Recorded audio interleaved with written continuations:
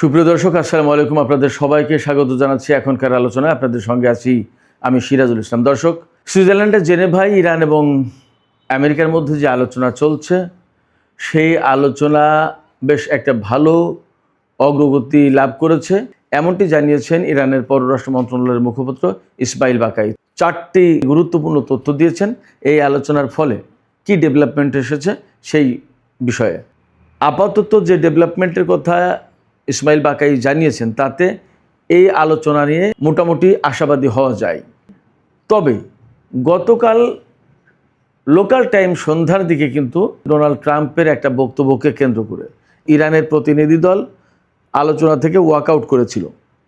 এরপরে পাকিস্তান এবং কাতারের অনুরোধের কারণে, মধ্যস্থতার কারণে আবার তাদের ভেতরে আলোচনা হয় এবং সর্বশেষ যে খবর আমি পেলাম তাতে এই রকম বলা হয়েছে যে ইরানি প্রতিনিধি দল সুইজারল্যান্ড থেকে তেহরানের উদ্দেশ্যে রওনা দিয়েছে। এপাশে সৌদি আরব এবং সিরিয়াকে কেন্দ্র করে বেশ গুরুত্বপূর্ণ দুটি খবর আছে। ইরান অবজারভার বলছে, সৌদি যুবরাজ মোহাম্মদ বিন সালমান তিনি বলেছেন যে আমেরিকা তার নিজের ঘাঁটি নিরাপত্তা দিতে পারছে না, সেই আমেরিকা সৌদি আরবের নিরাপত্তা কিভাবে দেবে। ফলে এই আমেরিকার সাথে সৌদি আরবের এই নিরাপত্তা সংক্রান্ত যে এতদিনের সহযোগিতা ছিল, সেই সহযোগিতা আর হয়তো এখন থাকবে না। এর মানে দাঁড়াচ্ছে যে আমেরিকার সাথে সৌদি আরবের নিরাপত্তা সংক্রান্ত একটা বড় রকমের দূরত্ব তৈরি হলো।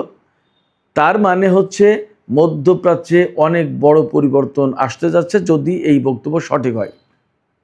এদিকে ডোনাল্ড ট্রাম্প কিন্তু গত কয়েকদিন ধরে বলে আসছেন যে লেবাননে হিজবুল্লাহদের মোকাবেলায় ইসরায়েল যা করছে, এই কাজটা নেতানিয়াহু বা ইসরায়েল না করে কাজটা সিরিয়ার সরকারের উপর ছেড়ে দিতে পারতো, তারাই হিজবুল্লাহকে দমন করত।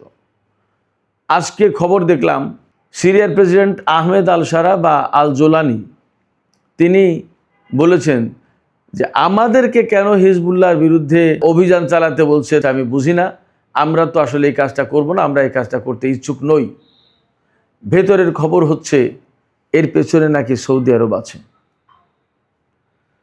তাহলে সামগ্রিকভাবে যা দেখা যাচ্ছে যে মধ্যপ্রাচ্যে কিন্তু একটা বড় পরিবর্তন আসতে যাচ্ছে।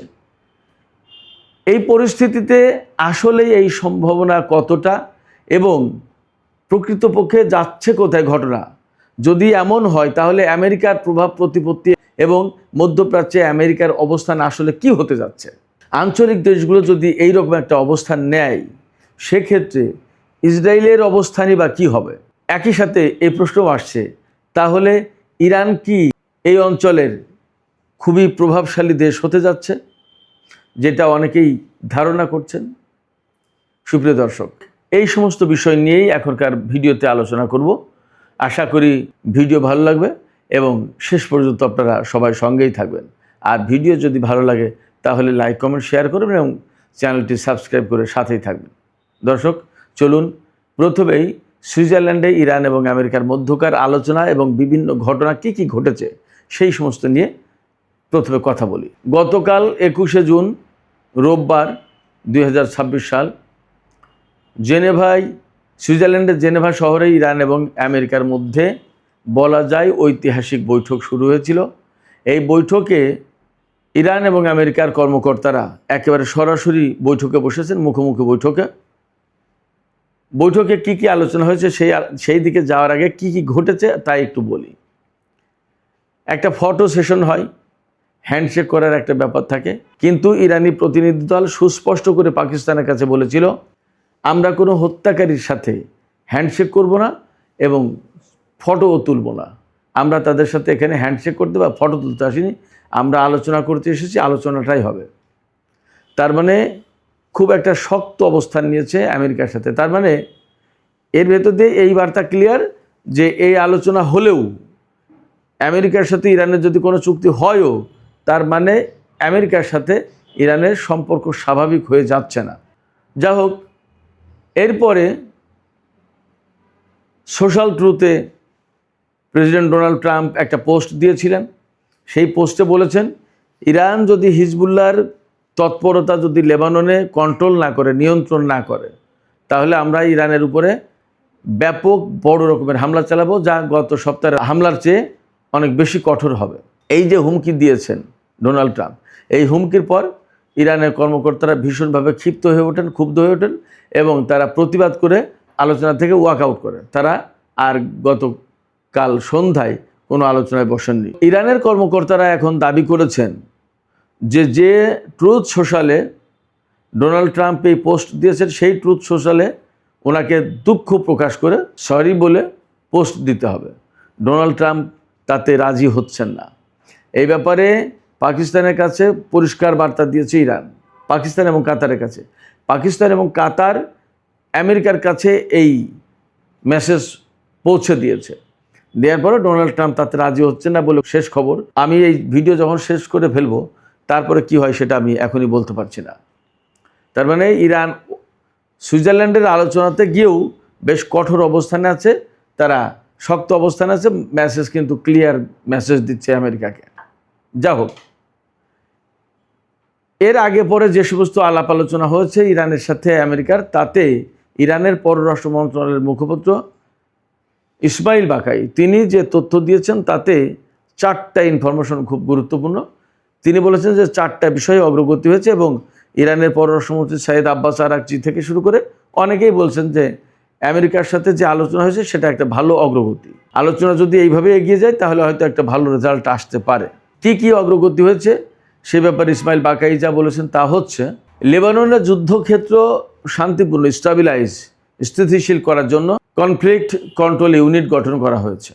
অর্থাৎ ইরান, আমেরিকা বা এর সাথে কাতার, পাকিস্তান সবাই মিলে হয়তো এমন একটা ইউনিট গঠন করেছে যারা লেবাননের যুদ্ধবিরতি, লেবাননের স্থিতিশীলতা এই ব্যাপারে কাজ করবে। এরই মধ্যে গতকাল কিন্তু সুইজারল্যান্ডে মার্কিন কর্মকর্তা যারা ছিলেন তাদের সাথে টেলিফোনে কথা বলেছেন লেবাননের প্রেসিডেন্ট জোসেফ আউন। তিনি লেবাননে যাতে স্থিতিশীলতা ফিরে আসে সেই ব্যাপারে তিনি অনুরোধ করেছেন। যা হোক, ইসমাইল বাকাই বলেছেন যে লেবাননে স্থিতিশীল অবস্থা ফিরিয়ে আনার জন্য একটা কনফ্লিক্ট কন্ট্রোল ইউনিট গঠন করা হয়েছে। এরপরে হরমুজে কোনো সমস্যা সৃষ্টি হলে যাতে তাৎক্ষণিকভাবে যোগাযোগ করা যায় সেই জন্য একটা হটলাইন চালু করা হচ্ছে। 3 নম্বরে খুব গুরুত্বপূর্ণ একটা ব্যাপার, যে সমঝোতা সই হয়েছে ইরান এবং আমেরিকার মধ্যে 14 দফা সমঝোতা। এই সমঝোতার 13 নম্বর বাস্তবায়নের শর্ত হিসেবে বলা হয়েছে এই 13 নম্বর বাস্তবায়ন সাপেক্ষে পরমাণু কর্মসূচি নিয়ে আলোচনার জন্য একটা ওয়ার্কিং কমিটি গঠন করা হয়েছে। তারা পরমাণু বিষয়ে আলোচনা করবে, তার আগে 13 নম্বর বাস্তবায়ন করা হবে। 13 নম্বর কি বলা হয়েছে? 13 নম্বরে বলা হয়েছে যে 1, 4, 5, 10 এবং 11 এই শর্তগুলো পূরণ করে এই 13 নম্বর বাস্তবায়ন করতে হবে। 13 নম্বরে কি বলা হয়েছে? 13 নম্বর হচ্ছে ওই যে বললাম 1, 4, 5, 10, 11 এই দফাগুলো বাস্তবায়ন করতে হবে। করার পরে এই সমঝোতাগুলো বাস্তবায়ন করার পর এইবার পরমাণু আলোচনা হবে, সেই জন্য ওয়ার্কিং কমিটি গঠন করা হয়েছে। আর পরমাণু আলোচনা যখন হবে, চুক্তি যখন চূড়ান্ত হবে, সেই চুক্তি কিন্তু জাতিসংঘ নিরাপত্তা পরিষদে অনুমোদন করতে হবে। এখন প্রশ্ন হচ্ছে যে 1, 4, 5, 10, 11 এই 5টা দফায় কি বলা হয়েছে? 1 নম্বর দফায় বলা হয়েছে লেবাননে যুদ্ধবিরতি করতে হবে, যুদ্ধের অবসান ঘটাতে হবে। 4 নম্বরে কি বলা হয়েছে? 4 নম্বরে বলা হয়েছে ইরানের চারপাশ থেকে মার্কিন সেনা প্রত্যাহার করতে হবে। 5 নম্বরে কি বলা হয়েছে? 5 নম্বরে বলা হয়েছে ইরানি ব্যবস্থাপনায় 30 দিনের মধ্যে হরমুজ প্রণালী খুলে দিতে হবে, ইরানি ব্যবস্থাপনায়। 10 নম্বরে বলা হয়েছে আলোচনা চলার সময় আমেরিকা মধ্যপ্রাচ্য অঞ্চলে নতুন করে কোনো সেনা মোতায়েন করতে পারবে না এবং ইরানের উপর নতুন করে কোনো নিষেধাজ্ঞা আরোপ করতে পারবে না। আর 11 নম্বরে বলা হয়েছে 60 দিনের আলোচনার মধ্যে ইরানের যে আটকে থাকা অর্থ আছে $24 বিলিয়ন, এটা পুরো ক্লিয়ার করে দিতে হবে। তবে আলোচনা শুরুর আগে, পরমাণু বিষয়ে যে আলোচনা শুরু হবে সেই আলোচনা শুরুর আগে এর অর্ধেকটা মুক্ত করতে হবে। এই ছিল 11 নম্বরের। অর্থাৎ এই দফাগুলো বাস্তবায়ন করার পর 13 নম্বর দফা বাস্তবায়নের প্রশ্ন। 13 নম্বর দফায় কি কথা? পরমাণু নিয়ে আলোচনা শুরু হবে 60 দিনের মধ্যে। এই পরমাণু নিয়ে আলোচনা শুরু করার জন্য একটা ওয়ার্কিং কমিটি গঠন করেছে, কিন্তু পরমাণু নিয়ে আলোচনা কিন্তু শুরু হয়নি। এই যে 1, 4, 5, 10 এবং 11 এই দফাগুলো বাস্তবায়ন করলেই আলোচনা শুরু হবে। এরপরে ইরানের যে সমস্ত আটকে থাকা অর্থ, সেই অর্থগুলো তো রিসিভ করতে হবে, গ্রহণ করতে হবে। কিভাবে গ্রহণ করবে? এই অর্থগুলো কাতারের কাছে আসবে এবং কাতার থেকে ইরান যাতে গ্রহণ করতে পারে সেই জন্য কাতারের সাথে ইরানের একটা চুক্তি হয়েছে। গতকালকেই সেই চুক্তি হয়েছে, সই করেছে। তার মানে ইরান আটকে থাকা এই অর্থ ফেরত পেতে যাচ্ছে।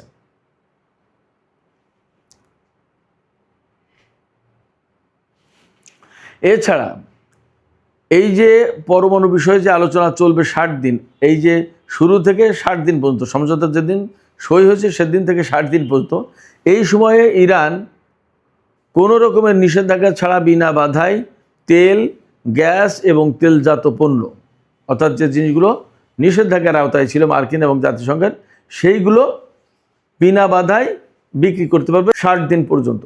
এই ব্যাপারে আমেরিকার কাছ থেকে প্রয়োজনীয় ডকুমেন্ট নিয়েছে ইরান। তার মানে বেশ একটা ভালো অগ্রগতি। ইরান বলেছে কাতার এবং পাকিস্তানের প্রচেষ্টায় লেবাননের যুদ্ধবিরতির ব্যাপারে আসলে বেশ একটা ভালো অগ্রগতি হয়েছে। দেখা যাক পরিস্থিতি কোথায় যায়। এদিকে আমেরিকার উপরে ইরান কিন্তু প্রচণ্ড চাপ সৃষ্টি করেছে। লেবানন থেকে সেনা প্রত্যাহারের ব্যাপারে ইরান আমেরিকার উপর যে চাপ সৃষ্টি করেছে ইসরায়েলি সেনা প্রত্যাহারের ব্যাপারে, সেই চাপের কারণে ডোনাল্ড ট্রাম্প নেতানিয়াহুকে ফোন করেছে এবং চাপ দিয়েছে। দেওয়ার পরে নেতানিয়াহু পার্শিয়ালি অর্থাৎ আংশিক সেনা প্রত্যাহারে রাজি হয়েছে দক্ষিণ লেবানন থেকে। তবে বাস্তবতা হচ্ছে দক্ষিণ লেবাননে একটা সেনা থাকতেও সম্ভবত ইরান আমেরিকার সাথে আলোচনায় বসবে না, কারণ যুদ্ধবিরতি কমপ্লিটলি কার্যকর হবে। আর যুদ্ধবিরতি কার্যকর হওয়া মানে লেবাননের ভূমি থেকে ইসরায়েলের সেনা সব প্রত্যাহার করতেই হবে, না করলে হবে না।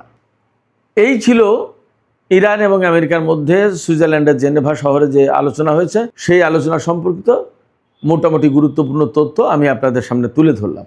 এখন সৌদি আরব এবং সিরিয়ার প্রেসিডেন্ট, সৌদি আরবের যুবরাজ মোহাম্মদ বিন সালমান এবং সিরিয়ার প্রেসিডেন্ট আহমেদ আল সারা ওরফে জোলানি, তাদের বক্তব্য নিয়ে কিছু কথা আছে, সেইগুলো বলি, একটু বিশ্লেষণ করি, তারপরে এই আলোচনা শেষ করব। সৌদি আরবের যুবরাজ মোহাম্মদ বিন সালমান বলেছেন, তার উদ্ধৃত করে ইরান অবজারভারে বলা হচ্ছে যে সৌদি প্রিন্স বলেছেন, আমেরিকা যেখানে নিজের ঘাঁটির নিরাপত্তা দিতে পারছে না সেখানে তারা আমাদের নিরাপত্তা দেবে কি করে? অতএব তাদের আর নিরাপত্তার প্রয়োজন নেই। নিরাপত্তা সংক্রান্ত যে সহযোগিতা, এই সমস্তর আর দরকার নেই।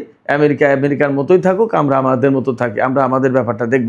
একই সাথে সিরিয়ার প্রেসিডেন্ট আহমেদ আল সারা ওরফে জুলানি, তিনি কি বলেছেন সে কথাটাও বলি, এই কারণে যে সেটাও সৌদি আরবের সাথে একটা রিলেশন আছে, যার কারণে আমি একবারে উল্লেখ করে তারপরে এই দুটো ঘটনা বিশ্লেষণ করি। মার্কিন প্রেসিডেন্ট ডোনাল্ড ট্রাম্প বারবারই বলছেন সোশ্যাল ট্রুথে বা বিভিন্ন জায়গায় বক্তৃতায় যে লেবাননে যে হিজবুল্লাহ আছে তাদেরকে তো কন্ট্রোল করার জন্য, তাদেরকে ধ্বংস করার জন্য সিরিয়ার প্রেসিডেন্টকে দায়িত্ব দিলেই হয়, সেই এই কাজটা করে দিতে পারতো ভালো। কেন এই কথা বলছেন? যাতে ইসরায়েল না করে, ইসরায়েলের সাথে তো যুদ্ধবিরতিটা তাহলে হয়ে যায়, সিরিয়া দেখুক ব্যাপারটা। কিন্তু ফ্যাক্ট হচ্ছে কি, লেবানন থেকে ইসরায়েলকে সরিয়ে নিয়ে যে যদি সেখানে সিরিয়াকে দেওয়া হয় তো ইরান কি সেটা মানবে? প্রথম কথা। দ্বিতীয় কথা, কেন সিরিয়ার প্রেসিডেন্টকে সেখানে লাগিয়ে দিতে চাইছে? এই কারণে যে ইসরায়েলকে সরিয়ে নিল কিন্তু হিজবুল্লাহকে ধ্বংস করার জন্য আরেকটা বাহিনীকে লাগিয়ে দেওয়া হলো এবং সেটা মুসলিম বিশ্বে, তার মানে সংকটটা আরও বেশি মারাত্মক অবস্থা ধারণ করলো। এই জায়গায় সিরিয়ার প্রেসিডেন্ট আহমেদ আল সারা তিনি কিন্তু বলেছেন যে না, আমি এই সমস্ত কাজের ভেতরে না, আমার কাজ এটা না, আমি পুরনো অবস্থায় ফিরে যেতে চাই না। একসময় সিরিয়া লেবাননকে কন্ট্রোল করতো, আমরা তা করতে চাই না, এবং হিজবুল্লাহর সাথে আমাদের কোনো দ্বন্দ্ব সংঘাতে যাওয়ার কোনো প্রয়োজন নেই। এই কথা কেন বলছেন? এই কথা বলছেন এর পেছনের যে ব্যক্তি তিনি হচ্ছেন সৌদি যুবরাজ মোহাম্মদ বিন সালমান। বিভিন্ন সূত্রে খবর আসছে তিনি সিরিয়ার প্রেসিডেন্টকে বলেছেন যে এই কাজে যাওয়া যাবে না, এটা আপনার কাজ না। আপনি যদি হিজবুল্লাহর সাথে জড়িয়ে যান যুদ্ধে, তাহলে আপনি যে একটা যুদ্ধ বিধ্বস্ত দেশ গত প্রায় 1 যুগ ধরে এই খারাপ অবস্থার ভিতরে আছেন, বা 14 বছর মনে হয়, এতে ভয়ঙ্কর একটা অবস্থা তৈরি হবে, সিরিয়া এতে ক্ষতিগ্রস্ত হবে, কোনো প্রয়োজন নেই, এটা অন্যভাবে সমাধান করা হবে। অর্থাৎ সিরিয়ার প্রেসিডেন্ট আহমেদ আল সারাকে লেবাননে ইনভলভ হতে নিষেধ করেছেন সৌদি যুবরাজ, এবং সেই কারণে তিনি আর যুক্ত হলেন না। সৌদি যুবরাজ যদি পেছন থেকে এই কথা বলে থাকেন, তার মানে দাঁড়াচ্ছে যে আঞ্চলিক একটা ভিন্ন পরিবেশ, ভিন্ন ভূ রাজনীতি এবং নতুন একটা অবস্থা তৈরি হচ্ছে, যেখানে আমেরিকার অবস্থান খুবই দুর্বল হবে, হয়তোবা গ্রহণযোগ্য হবে না, অনেকে গ্রহণই করবে না।